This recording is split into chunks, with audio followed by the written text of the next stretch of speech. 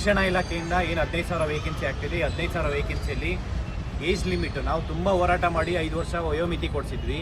ಆದರೆ 2005, 2016, 2022 ಎಲ್ಲ ಒಂದು ನೋಟಿಫಿಕೇಷನಲ್ಲೂ ಏಜ್ ಲಿಮಿಟು 40, 43, 45 ಇದೆ. ಪ್ಲಸ್ 5 ಇಯರ್ಸ್ ಅಂತಂದರೆ 40 ಇರೋದು 45 ಆಗಬೇಕು, 43 ಇರೋದು 48 ಆಗಬೇಕು, 45 ಇರೋದು 50 ಆಗಬೇಕು. ಅವರು ಒನ್ ಟೈಮ್ ಅವಕಾಶ ಕೇಳ್ತಾ ಇದ್ದಾರೆ.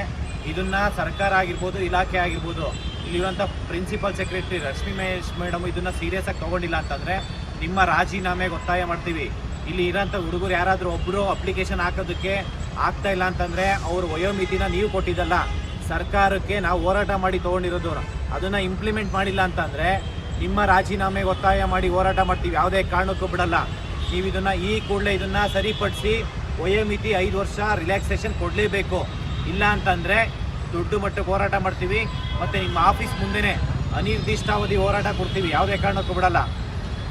ಮತ್ತು ಇನ್ನೊಂದು 2022ರಲ್ಲಿ GPTದು ಅಡಿಷ್ನಲ್ ಲಿಸ್ಟು ಸುಮಾರು ಇನ್ನೂ 650 ಜನದ್ದು ಅಡಿಷ್ನಲ್ ಲಿಸ್ಟ್ ಬಿಟ್ಟಿಲ್ಲ. ಅಡಿಷ್ನಲ್ ಲಿಸ್ಟು ಈ ಕೂಡಲೇ ಬಿಡಬೇಕು. ಯಾಕೆಂದರೆ ಅವರು 650 ಫ್ಯಾಮಿಲಿ ಇದ್ದಾರೆ. ಅವರು ಇದನ್ನು 4 ವರ್ಷದಿಂದ ಇವತ್ತು ಬಿಡ್ತಾರೆ, ನಾಳೆ ಬಿಡ್ತಾರೆ ಅಂತ ನಂಬ್ಕೊಂಡಿದ್ದಾರೆ. ಇದನ್ನು ಶಿಕ್ಷಣ ಇಲಾಖೆ ಆಗಿರ್ಬೋದು, ಮತ್ತು ಶಿಕ್ಷಣ ಸಚಿವರಾದಂಥ ಮಧು ಬಂಗಾರಪ್ಪ ಸರ್ ಇರ್ಬೋದು, ಮತ್ತು ಸರ್ಕಾರ ಆಗಿರ್ಬೋದು, ಈ ಕೂಡಲೇ ಅದನ್ನು ಅಡಿಷ್ನಲ್ ಲಿಸ್ಟ್ ಬಿಟ್ಟು ಅವರಿಗೆ ಆರ್ಡರ್ ಕಾಪಿ ಕೊಡಬೇಕು. ಇಲ್ಲ ಅಂತಂದರೆ ಫ್ರೀಡಮ್ ಪಾರ್ಕಲ್ಲಿ ಅನಿರ್ದಿಷ್ಟಾವಧಿ ಹೋರಾಟ ಮಾಡ್ತೀವಿ. ಯಾವುದೇ ಕಾರಣಕ್ಕೂ ಬಿಡಲ್ಲ.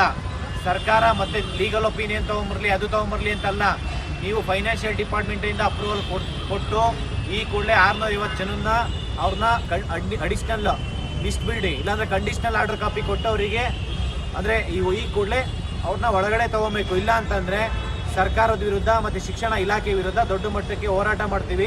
ಅನಿರ್ದಿಷ್ಟಾವಧಿ ಹೋರಾಟ ಕೊಡ್ತೀವಿ.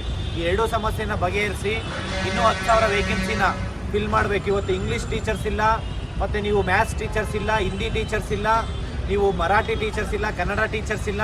ಇನ್ನೂ 10,000 ವೇಕೆನ್ಸಿನ ಈ ಕೂಡಲೇ ಸರ್ಕಾರ ಅಪ್ರೂವಲ್ ಕೊಡಬೇಕು. ಶಿಕ್ಷಣ ಇಲಾಖೆಯಲ್ಲಿ ಮೋರ್ ದೆನ್ 80,000 ವೇಕೆನ್ಸಿ ಇದೆ. ನೀವು ಕೊಟ್ಟಿರೋದೆಷ್ಟು? 15,000 ವೇಕೆನ್ಸಿ. ಸಬ್ಜೆಕ್ಟ್ ವೈಸಲ್ಲಿ ಒಂದೊಂದು ಸಬ್ಜೆಕ್ಟಲ್ಲಿ ಒಂದೊಂದು ಡಿಸ್ಟ್ರಿಕ್ಟ್ ವೈಸ್ ನೋಡಿದ್ರೆ ಒಂದೊಂದು ಪೋಸ್ಟ್ ಇಲ್ಲ.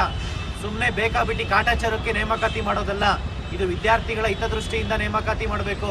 ಇವತ್ತು ಸ್ಕೂಲ್ಸ್ ಎಲ್ಲ ಒಂದೊಂದೇ ಸ್ಕೂಲ್ಸ್ ಅಂದರೆ ಅಡ್ಮಿಷನ್ ಆಗ್ತಾ ಇಲ್ಲ. ಯಾಕೆಂದರೆ ಕ್ವಾಲಿಟಿ ಎಜುಕೇಷನ್ಸ್ ಇಲ್ಲ. ನೀವು ಅಡ್ಮಿಷನ್ಸ್ ಮಾಡಿ ಇವತ್ತು ಪ್ರೈವೇಟ್ ಸ್ಕೂಲು ಕಾಲೇಜಸ್ನ ಅಂದರೆ ಅವ್ರನ್ನ ಉದ್ಧಾರ ಮಾಡೋದಕ್ಕೋಸ್ಕರ ಇವತ್ತು ಗೌರ್ಮೆಂಟ್ ಸ್ಕೂಲ್ನ ಹಾಳು ಮಾಡ್ತಾ ಇದ್ದೀರಾ.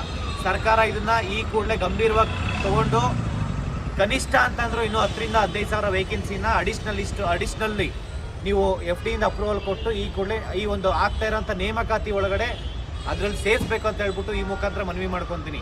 ಇಲ್ಲ ಅಂತಂದರೆ ಸರ್ಕಾರದ ವಿರುದ್ಧ ನಾವು ಧಾರವಾಡದಲ್ಲಿ ಇದೇ ತಿಂಗಳು 18ನೇ ತಾರೀಕು ಮಂಗಳವಾರದಿಂದ ಅನಿರ್ದಿಷ್ಟಾವಧಿ ಹೋರಾಟ ಮಾಡ್ತಾ ಇದ್ದೀವಿ. ಈ ಹೋರಾಟಕ್ಕೆ ಎಲ್ಲ ಶಿಕ್ಷಣ ಇಲಾಖೆಯಲ್ಲಿರೋಂಥ ಎಲ್ಲ ಆಸ್ಪಿರೆಂಟ್ಸು ಈ ಹೋರಾಟಕ್ಕೆ ಭಾಗವಹಿಸಬೇಕು ಅಂತ ಹೇಳ್ಬಿಟ್ಟು ಈ ಮುಖಾಂತರ ಮನವಿ ಮಾಡ್ಕೊತೀನಿ.